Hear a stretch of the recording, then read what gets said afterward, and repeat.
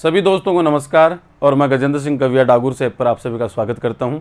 और दोस्तों, राजस्थान का जो सांस्कृतिक इतिहास हम पढ़ रहे हैं, राजस्थान की सांस्कृतिक गतिविधियां, राजस्थान की विरासत में ऐसी क्या क्या खास बातें हैं जिनको हम जान रहे हैं। और इसी सूची में आज हम पढ़ेंगे राजस्थान की प्रमुख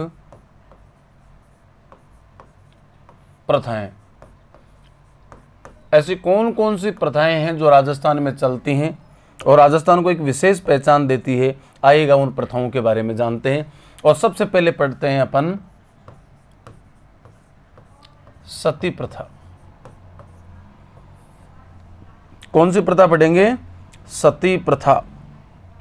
क्या है सती प्रथा? सती प्रथा में क्या क्या होता है? इस सती प्रथा को और भी कई नामों से जाना जाता है। इसका एक नाम है सहमरण, एक नाम है सहगमन, एक है अन्वारोहण। सती प्रथा के अन्य नाम है सहमरण, सहगमन और अन्वारोहण। सहगमन, सहमरण और अन्वारोहण सती प्रथा को ही कहा जाता है।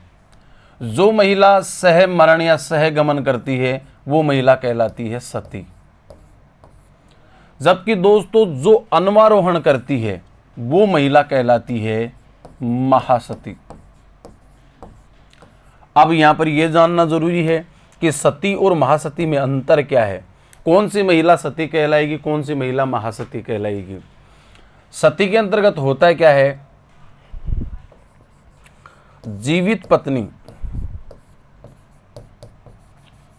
मृत पति के शव के साथ, मृत पति के शव के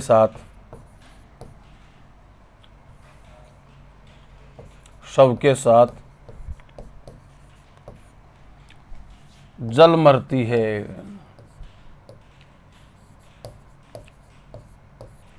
पत्नी जिंदा है, पति मर गया और उस मृत पति के शव को गोद में लेकर चिता पर बैठ जाती है और उस जिंदा पत्नी और मृत पति के शव को एक साथ जला दिया जाता है। इस महिला को कहते हैं सती। दूसरी है महासती। महासती अन्वारोहण करती है, जबकि सती सहमरण या सहगमन करती है। सह का मतलब है साथ, साथ मर जाना, साथ चले जाना, तो ये पति की शव के साथ ही चले गई। ये है अन्वारोहण। अनु का मतलब बाद में, पीछे से। महासती बाद में। जैसे मान लीजिए किसी राजा की मृत्यु काबुल में हो गई, बंगाल में हो गई। प्राचीन काल में शव को सुरक्षित रूप से बिना सड़े, बिना घर तक पहुंचाने की कोई सुविधा नहीं थी, तो उनका अंतिम संस्कार वहीं कर दिया जाता था। उसकी पगड़ी, उसकी अंगूठी, कटार लाकर पत्नी को दे दी जाती थी। उसकी निशानी की तेरा पति दुनिया में नहीं रहा, तो वह पति की निशानी को लेकर गोद में बैठ जाती थी और उसको जला दिया जाता था। वो क्या कहलाती थी? महासती। महासती क्या है? मृत पति की निशानी के साथ, पगड़ी है, अंगूठी है, कटार है, मृत पति की निशानी के साथ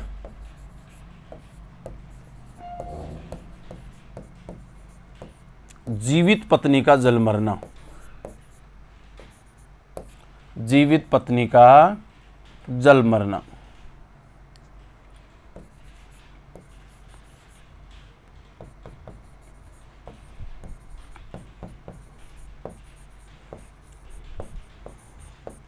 जीवित पत्नी, मृत पति।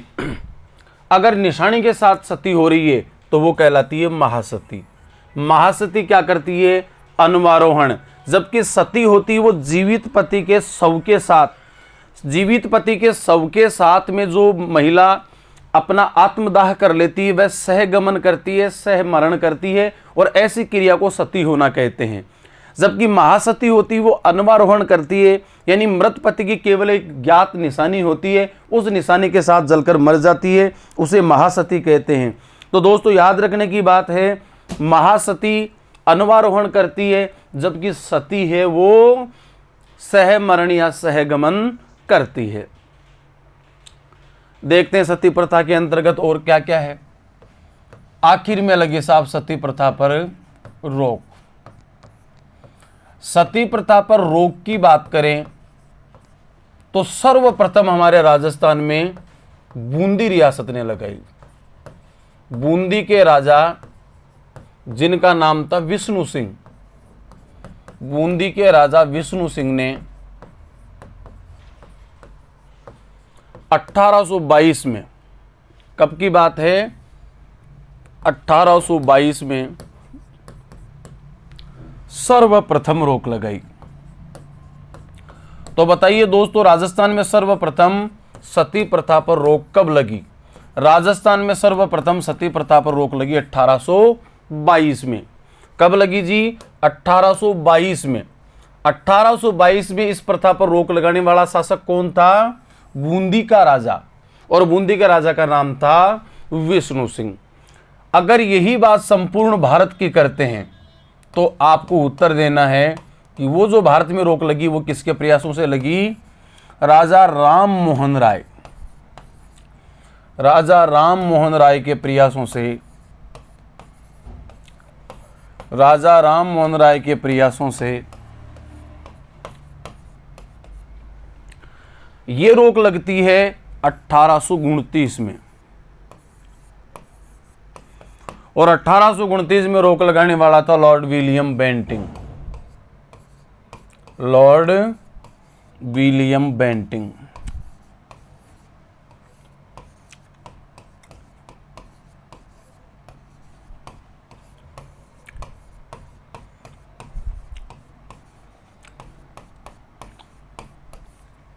तो दोस्तों, सती प्रथा पर संपूर्ण भारत में रोक जिस महापुरुष के प्रयासों से लगी उनका नाम क्या है?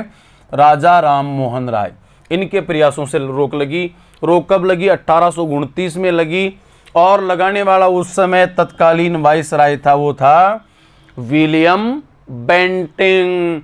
इससे पहले राजस्थान में सबसे पहले जो रोक लगी थी 1822 में, बूंदी के राजा विष्णु सिंह ने इस प्रथा पर रोक लगाई।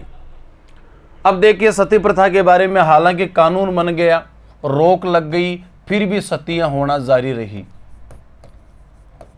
और सती प्रथा की बात करें तो राजस्थान में जो अंतिम सती होती है, राजस्थान में अंतिम सती होती है, अंतिम सती होने का दिन था 4 सितंबर 1987। 4 सितंबर 1987 के दिन राजस्थान में एक बहुत ही चर्चित कांड हुआ। इस 4 सितंबर 1987 के दिन को राजस्थान के इतिहास में जिस नाम से जानते हैं वह नाम है दिवराला कांड। किस नाम से जाना जाता है? दिवराला कांड। अगर दोस्तों पूछ लिया जाए दिवराला कांड कब हुआ तो बताना 4 सितंबर 1987 को। दिवराला कांड राजस्थान के किस जिले में हुआ? दोस्तों उत्तर देना है सीकर। दिवराला कांड का संबंध किस प्रथा से है ये पूछा जाए तो दिवराला कांड का संबंध सती प्रथा से है, जो सीकर जिले में हुआ था। प्यारे बच्चों, सीकर जिले में एक गांव है, गांव का नाम है दिवराला। इस दिवराला में जो सती हुई 4 सितंबर 1987 के दिन, वो थी श्री माल सिंह शेखावत की पत्नी। श्री माल सिंह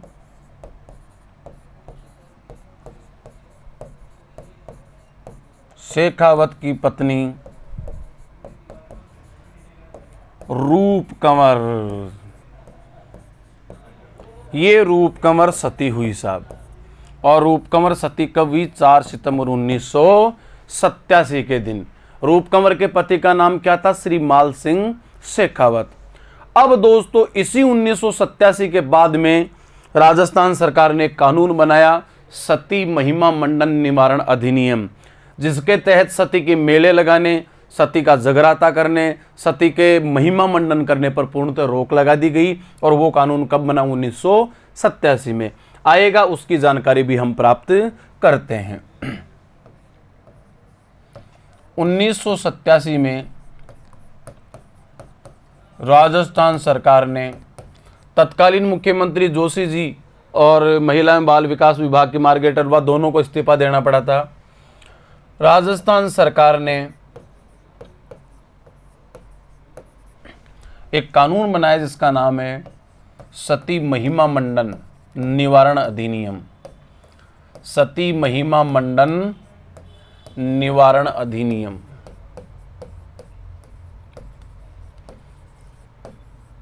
सती महिमा मंडन निवारण अधिनियम बनाकर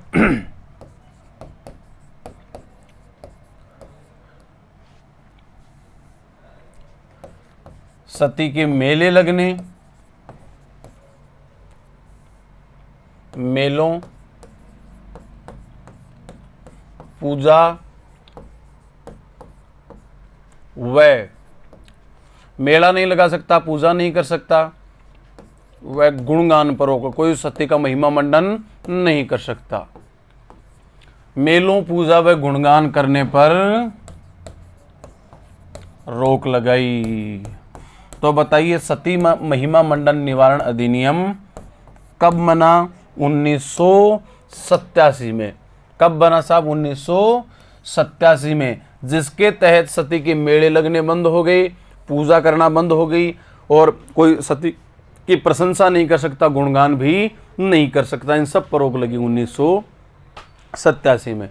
तो दोस्तों ये हुई सती प्रथा। आइए अगली प्रथा की ओर अपन चलते हैं। और अच्छा, अगर पूछ लिया जाए ये सती प्रथा सर्वाधिक किस जाति में प्रचलित थी, तो अपने को बताना है सती प्रथा सर्वाधिक राजपूतों में प्रचलित। किनमें? राजपूतों में प्रचलित परंपरा थी।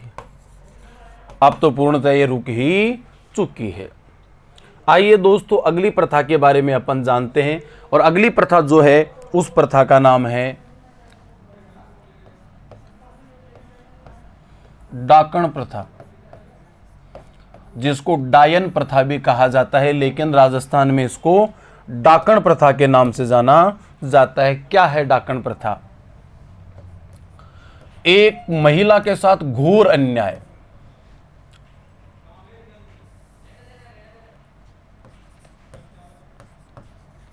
किसी महिला पर, यानी कि यूं समझिए कोई महिला, झूठा आरोप लगाया जाता था किसी महिला पर कि ये तंत्र मंत्र जानती है और इन तंत्र मंत्रों का प्रयोग करते हुए छोटे बच्चों को मारकर खा जाती है। एक जो भोपा होता था वो तय कर देता था कि वो महिला किसी बच्चे के बीमार होने पर, मरने पर वो तय कर देता था कि वो महिला डाकण है और वो इस बच्चे को खा गई। अब साहब पूरे गांव बस्ती के लोग उस महिला के साथ अन्याय अत्याचार करते, यहां तक कि उसको जिंदा जला दिया करते थे। इसी प्रथा को डाकण प्रथा कहते हैं। कोई महिला जादू मंत्र के प्रभाव से छोटे बच्चों को मारकर खा जाती है। छोटे बच्चों को मारकर खा जाती है।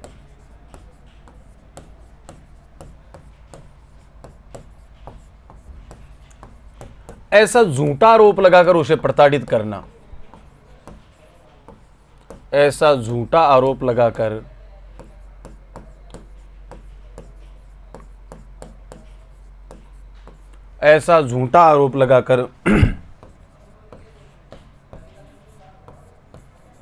किसी महिला पर अत्याचार करना। अत्याचार मार ही दिया करते थे। अत्याचार करना ही डाकण प्रथा है। आखिर में दोस्तों देख लीजिए, आराम से इसका स्क्रीनशॉट ले लेने से अपने नोट्स बनाएं। कोई महिला जादू मंत्र के प्रभाव से छोटे बच्चों को मारकर खा जाती है, ऐसा झूठा आरोप लगाकर किसी महिला पर अत्याचार करना या उसे मार देना, मार डालना ही क्या है? डाकण प्रथा है। दोस्तों आखिर में इस डाकण प्रथा पर लगी रोक। और देखिएगा डाकण प्रथा पर जो रोक लगी वो रोक लगी 1853 में। कब लगी? 1853 में। और लगाने वाला जो बंदा था उनका नाम था जेसी ब्रुक। 1853 में जेसी ब्रुक ने लगाई साहब। तो बताइए डाकण प्रथा पर रोक लगाने वाला कौन था? जेसी ब्रुक। अब यदि आपको यह पूछ लिया जाए कि ये जेसी ब्रुक था कौन, तो इस जेसी ब्रुक का परिचय अपने को कैसे देना, एमबीसी, एमबीसी इसकी फुल फॉर्म है मेवाड़ भील कोर, मेवाड़ भील कोर का ये था साहब कमांडर। इसी ने इस पर रोक लगाई। अगर दोस्तों इस रोक लगने का स्थान पूछ ले कि इस पर रोक किस स्थान पर लगी, तब अपने को उत्तर देना है डाकण प्रथा पर सर्वप्रथम रोक खेरवाड़ा में लगी साहब। और खेरवाड़ा कहां पर पड़ता है, उदयपुर में। उदयपुर जिले के खेरवाड़ा में इस प्रथा पर रोक लगी। दोबारा देखते हैं, डाकण प्रथा पर जो रोक है वो 1853 में जेसी ब्रुक द्वारा लगाई गई। जेसी ब्रुक एमबीसी अथवा मेवाड़ भील कोर का कमांडर था और इसने इस प्रथा पर रोक सर्वप्रथम कहां लगाई, खेरवाड़ा जिला उदयपुर। रियासत पूछें तो दोस्तों उस समय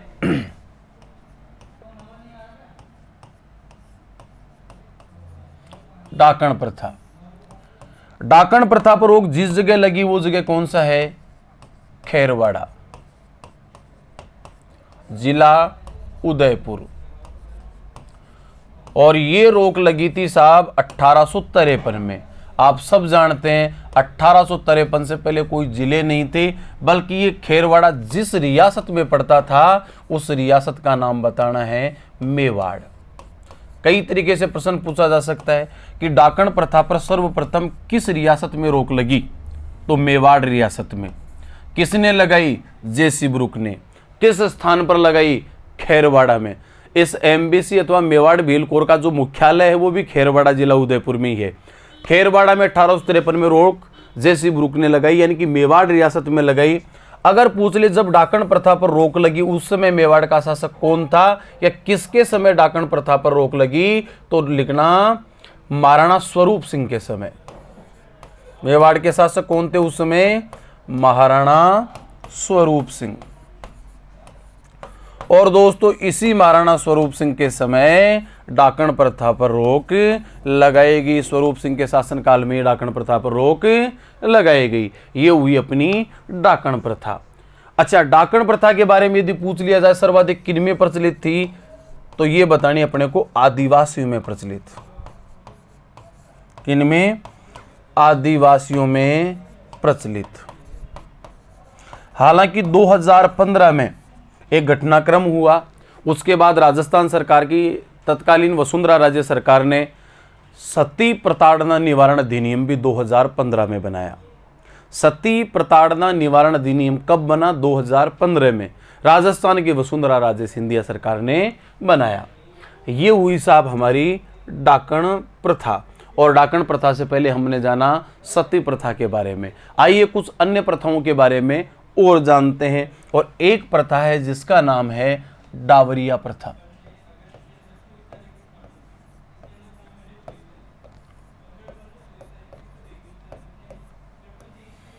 कौन सी प्रथा, डावरिया प्रथा। और डावरिया प्रथा में क्या है, राजा अपनी पुत्री की, देखो कितना घिनौना अपराध है, इंसान की शादी में इंसान को दहेज में देना। राजाओं का जब प्रभाव था, राजा अपनी बेटी की शादी करता तो बेटी की सेवा करने के लिए कुछ दासियां दहेज में दे दिया करता था। वो दहेज में दी गई दासियां क्या कहलाती, डावरिया। राजा अपनी पुत्री के विवाह में, यानी कि राजकुमारी के विवाह में, पुत्री के विवाह में कुछ दासी कन्याएं,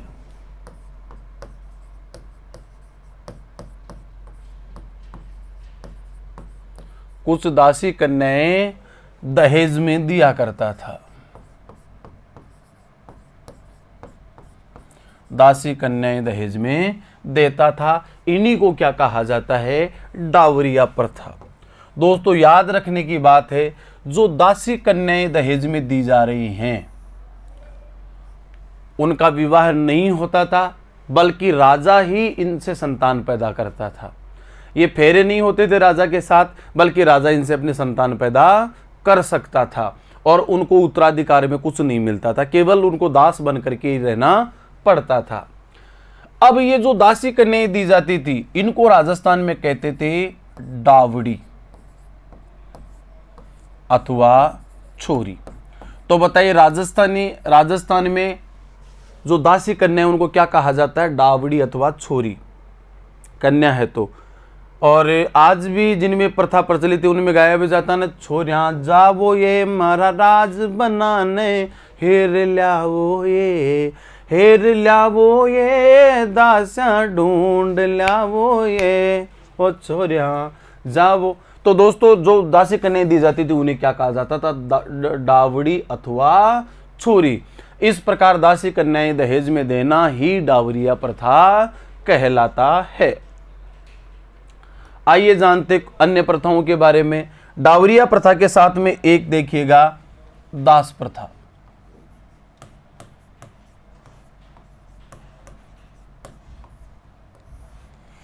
बिना मोल का नौकर दास कहलाता था। और ये कौन होते थे? विजेता राजा। दो राजाओं के बीच युद्ध हुआ, एक राजा युद्ध में जीता, एक राजा युद्ध में हारा। जो जीत गया वो हारे हुए राजा के सैनिकों को बंदी बना लेता था और जीवन भर मुफ्त का नौकर रखता था। उन्हें क्या कहते हैं? दास प्रथा। उनको बेच भी दिया जाता था। बेचता तो कुछ खरीद लिया करते थे, तो दास खरीदे भी जाते थे और बेचे भी जाते थे।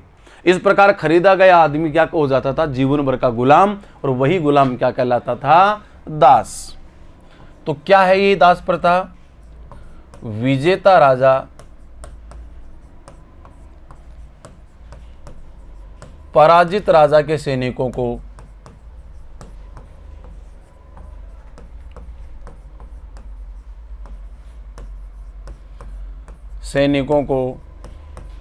बंदी बनाकर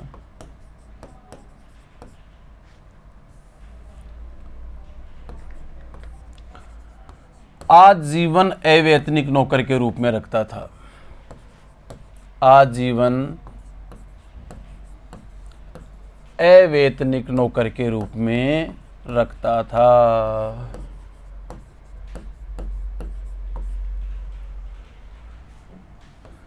और जीवन भर उन्हें उसका नौकर बन के रहना पड़ता था। यही प्रथा क्या है साहब?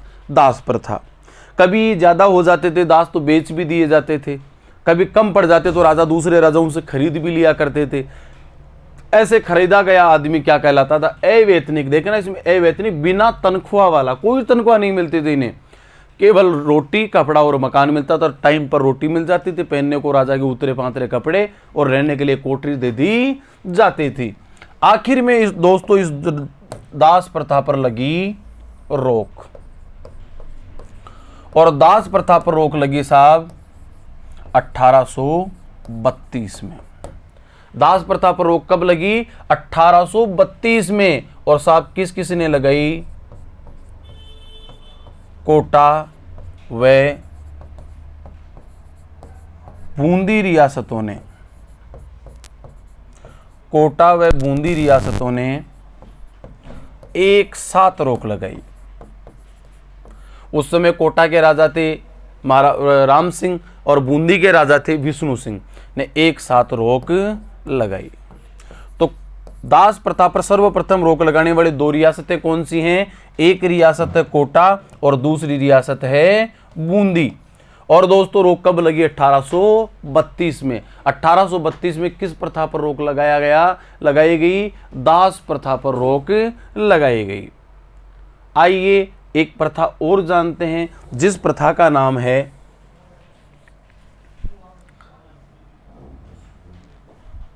मोक्ष प्राप्ति के लिए इच्छा मृत्यु। मोक्ष प्राप्ति के लिए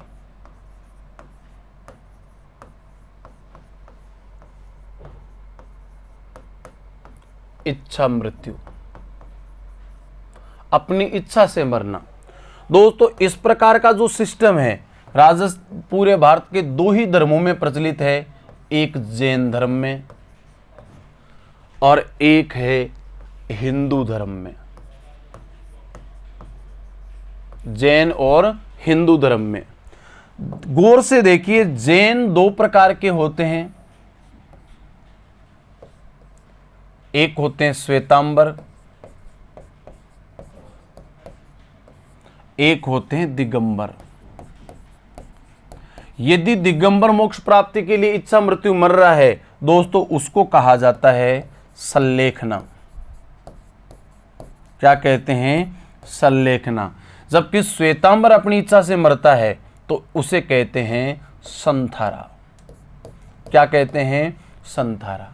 उसी प्रकार अगर हिंदू अपनी इच्छा से मरना चाहिए तो वो दो प्रकार से मरता है, जल में डूबकर जल समाधि। जिंदा आदमी, जबकि जिंदा आदमी भूमि में दफन होके मरे उसे क्या कहते थे? भूमि समाधि। तो हिंदू अपनी मोक्ष प्राप्त के लिए इच्छा से दो प्रकार से मरता था, एक भूमि में समाधि लेकर और एक जल में समाधि लेकर। जल समाधि और भूमि समाधि। आखिर में दोस्तों इस जल समाधि और भूमि समाधि पर लगी रोक। जल में डूबकर जल समाधि, भूमि में दफन जिंदा आदमी। आखिर में इस प्रथा पर लगी रोक। और जल समाधि या भूमि समाधि, अथवा यूं भी कह सकते हैं समाधि प्रथा पर रोक कब लगी? कौन सी प्रथा पर? समाधि प्रथा पर रोक कब लगी? तो 1844 में जो जयपुर रियासत है, उस जयपुर रियासत के पॉलिटिकल एजेंट थे जिनको पीए कहा करते हैं, पीए, पॉलिटिकल एजेंट, जिनका नाम था जॉन लुडलो। जॉन लुडलो ने रोक लगाई। बताइए समाधि प्रथा पर सर्वप्रथम किस रियासत ने रोक लगाई? तो समाधि प्रथा पर सर्वप्रथम जयपुर रियासत ने रोक लगाई। कब लगाई? 1844 में लगाई। समाधि प्रथा पर रोक किसने लगाई? जॉन लुडलो ने लगाई। उस समय जयपुर रियासत के जो शासक थे वो थे राम सिंह द्वितीय। तो राम सिंह सेकंड के टाइम उनके पॉलिटिकल एजेंट थे जिनका नाम था जॉन लुडलो, और उन्होंने 1844 में समाधि प्रथा पर रोक लगवा दी। अब देखते हैं दिगंबर और श्वेतांबर में क्या होता है। संथारा या संलेखना, यह भी मोक्ष प्राप्ति के लिए इच्छा मृत्यु है। इस पर रोक की बात हो गई। आइए अपन चलते हैं संथारा और संलेखना की ओर। संथारा करते हैं श्वेतांबर, संलेखना करते हैं दिगंबर। और संथारा और संलेखना नाम ही अलग है बेटा, दोनों में काम एक ही होता है, और वो क्या है? मृत्यु तक अन्न जल का त्याग। ना पानी, नमोकार मंत्र बोलते हुए बैठ जाते हैं और ना पानी पिएंगे, ना अन्न का ग्रहण करेंगे, और आखिर में पानी नहीं पीने से, रोटी नहीं खाने से एक दिन मृत्यु हो जाती है। मृत्यु तक अन्न जल का त्याग, अन्न जल का त्याग। और ऐसी मृत्यु होने पर उसे श्वेतांबरों में संथारा कह देते हैं, दिगंबरों में संलेखना कह देते हैं। इस पर एक बार कोर्ट ने रोक लगाई थी, लेकिन विश्वव्यापी आंदोलन होने की वजह से इस पर से रोक वापस हटानी पड़ी। तो दोस्तों ये थी कुछ प्रथाएं जो हमने इस वीडियो में पढ़ी। शेष प्रथाएं लेकर मैं आपके सामने हाजिर होता हूं नेक्स्ट वीडियो में। तब तक दीजिएगा आप मुझे इजाज़त। नमस्कार।